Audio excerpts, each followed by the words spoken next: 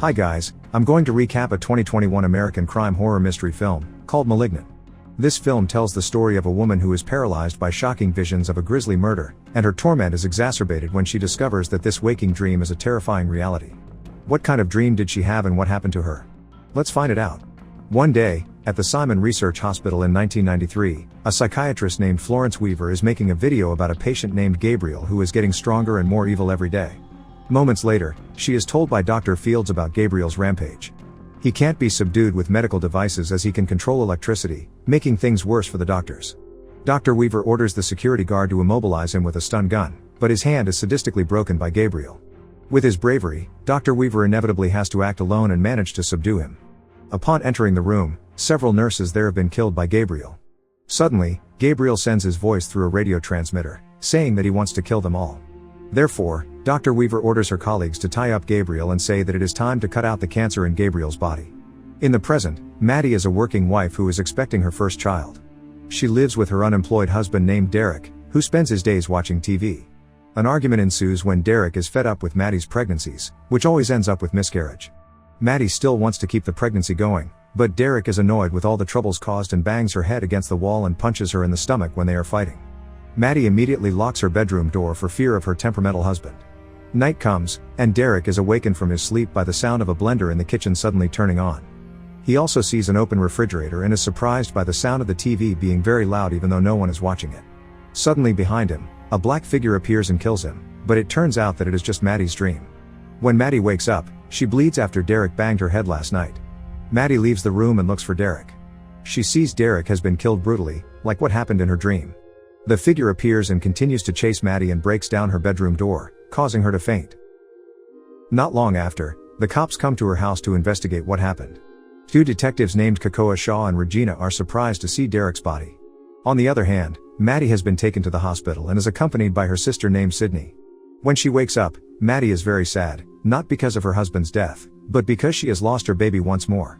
This makes her reluctant to talk to anyone, including Cocoa, who wants to investigate Derek's death. According to Regina, Maddie is the suspect in Derek's death because her neighbors say that Derek often abuses Maddie, making her the prime suspect with a solid motive to take revenge. 2 weeks later, Maddie is allowed to return home. At night, she sees someone under the street light, but the person disappears when the light turns on. This frightens her so much that she closes all the curtains in every room and locks the door too. The next day, Sydney comes to console Maddie as she sulks over her miscarriage. She wants a biological relationship with someone. She finally reveals to Sydney that they are not actually biological sisters, as Maddie was adopted into Sydney's family when she was 8. On the other hand, on a ghost ride in the Seattle underground city, a woman is guiding the visitors. Upon going home, the light in the passage suddenly turns off and she hears strange voices. The sound gets louder and louder and makes her run scared to turn on the lights. When she looks up, the figure catches her and then locks her in the attic. The figure has long hair covering its face and is dressed in black. The figure says over a transmitter radio that he can't wait any longer and says Dr. Weaver's name. Suddenly, Dr. Weaver receives a call from the figure and becomes reminded of a patient. After receiving the strange call, she checks her patient's medical record and becomes very frightened of the figure. Back to Maddie, she is calmly doing her chores at home while listening to music.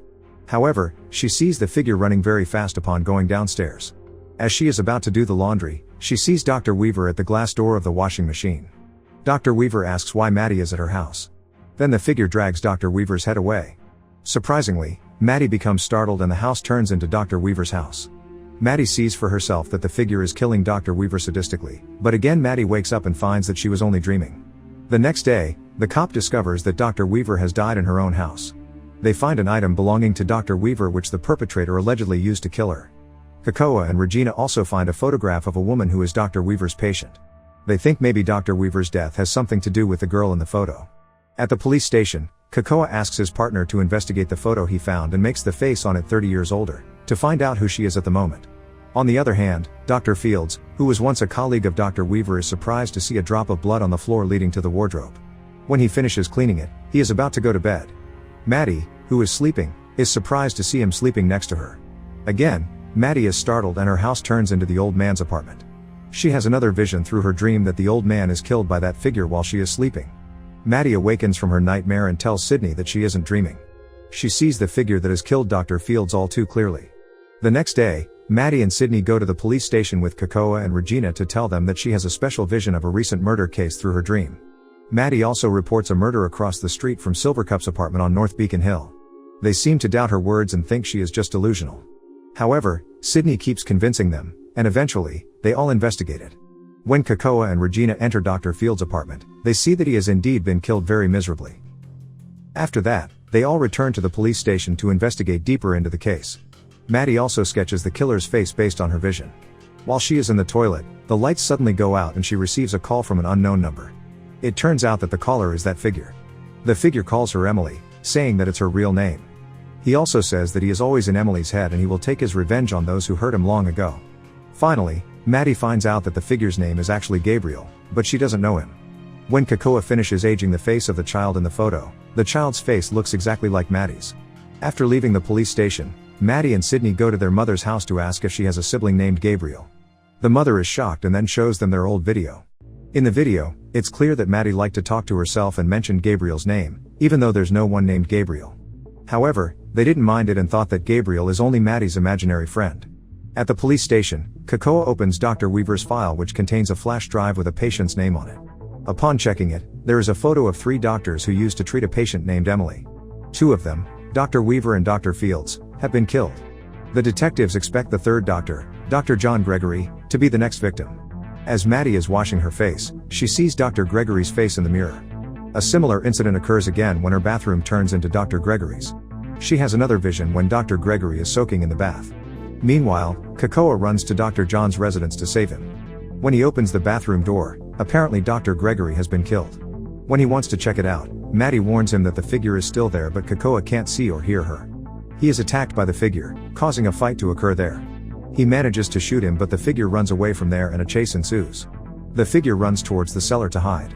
When the figure appears, there is another fight, but the figure runs quickly when Kakoa tries to shoot him. The next day, Kakoa and Regina come to Maddie's house and tell her that the 3 doctors who died are doctors who treated Emily as a child, and they know that Emily is actually Maddie's real name before being adopted. However, Maddie doesn't remember anything from her childhood. Therefore, the detectives call for hypnotherapy to restore her memories. Maddie tells about Gabriel who always followed her and was actually her dearest friend but only she could see him. Maddie remembered that on her birthday, she was manipulated by Gabriel to cut the cake immediately. However, in truth, she was manipulated by Gabriel and found that she actually cut her adoptive parents.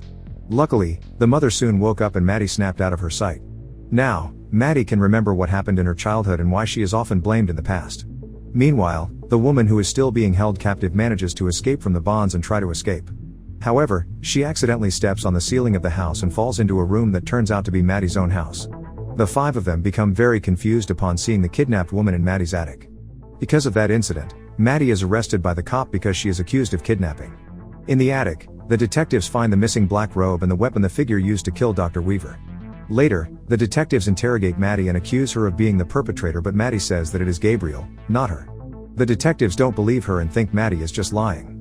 Then, Maddie gets annoyed and screams that it isn't her doing until the electricity goes out. After that, the unknown number calls Kakoa and asks him to return the items that have been taken from the attic. He proudly says that all of the murders are not Maddie's doing, but his. He explains that he is Maddie's imaginary friend whom Maddie once called a devil. On the other hand, Sydney manages to find the address where Maddie was treated as a child and decides to go there. The hospital is located in a remote location which is no longer operating and is very neglected. Arriving there, Sydney finds a patient document named Emily May and finds a tape recording in it. In the tape, Emily tells Dr. Weaver about Gabriel, who often influences her mind to do evil. Dr. Weaver tries to wake Gabriel up to confront him, who turns out to be Maddie's undeveloped conjoined twin who has tumors all over his body, also known as twin parasites, which are attached to Emily's back. Because Gabriel is getting stronger and continuing to dominate Emily's body and mind, Dr. Weaver decided to cut and throw Gabriel from Emily's body. However, because their brains are fused and cannot be operated on, their brains are inserted into Emily's head to keep her alive. Meanwhile, Regina and Kakoa discover the victim identity who is being held in the attic. She is actually Maddie's biological mother, Serena May. This is due to Gabriel's disappointment with his biological mother, who didn't think he existed. Shortly after, Sydney calls Kakoa to explain that Maddie has been controlled by the parasite Gabriel to carry out brutal acts against those who hurt him. Maddie didn't realize that Gabriel has been controlling her body all this time. Gabriel has been dormant inside Maddie's head since Maddie was operated on as a child, but he woke up when Derek smashed Maddie's head against the wall. Indirectly, Derek hurted Gabriel, and that's why he killed Derek. Gabriel is also vengeful and kills the 3 doctors who have removed him from Maddie's body. On the other hand, Maddie, who is held in a women's prison, is treated badly by the other prisoners. This angers Gabriel, so he finally surfaces out of Maddie's head. Gabriel kills them all one by one sadistically, also killing one of the cops there and managing to escape. Gabriel heads to the storage room to put on his black clothes and take out his gun to finish off all the cops who are standing in his way.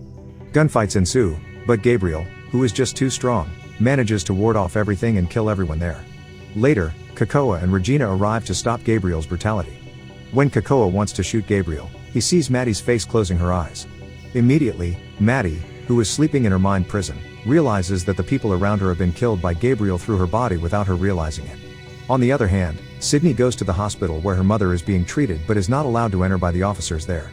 However, suddenly the lights there short circuits and Gabriel shoots at the officer. This makes Sydney panics and tries to protect her mother. Gabriel's anger is so great that he hurts Sydney and makes her injured. Maddie, who sees that, cannot do anything and can only scream, asking for Gabriel to stop. Suddenly, the mother wakes up and immediately apologizes to him because she couldn't accept Gabriel's condition before. Just then, Kakoa arrives and shoots Gabriel. However, Kakoa is killed when he is pelted with a dagger by Gabriel. When Gabriel wants to kill Sydney, Maddie tries to wake up and rise to fight Gabriel through the power of her mind. At the end of the story, Maddie conquers over Gabriel and locks him up in iron bars inside her mind. After Gabriel is trapped in her mind, Maddie helps Sydney until Sydney is safe and they embrace out of happiness. Despite going through the horror, Sydney still accepts her adoptive sister. Subscribe to watch more videos like this, turn on notifications, and leave a like and comment to help the channel out. Thank you for watching, and see you next time.